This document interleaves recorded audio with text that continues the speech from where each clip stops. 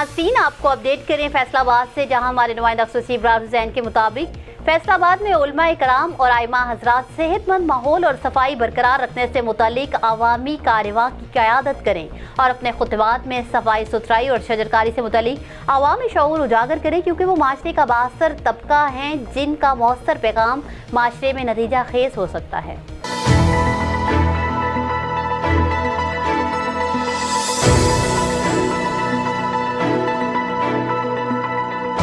ये बात chairman FTA MPA Chaudhary लतीफ़ नज़र ने मसाजिद के उलमा कराम और आइमा हजरात के इज्तिमा से खिताब करते हुए कही, जो कि मेट्रोपॉलिटन म्यूनसिपल कॉरपोरेशन में मुनक्किद हुआ, जिसमें MD Wasta Jabbar Anwar, general manager operation Faisalabad waste management company colonel Amad Iqbal Gul, director PHA Abdullah Nisar Cheema, ताजर रहनुमा ख्वाजा शाहिद रज़ाक सक्का और दीगर अफसरान ने भी शिरकत की। आखिर में मुल्क कौम की तरक्की और खुशहाली और कौमी यकजहती और वतन अजीज़ की खिदमत के मिशन की तकमील के लिए दुआ की गई। न्यूज़ स्टूडियो से फिल वक्त इतना ही। मज़ीद तफ़सीलात और अपडेट्स के लिए देखते रहिए BBC 11 हेडलाइंस न्यूज़।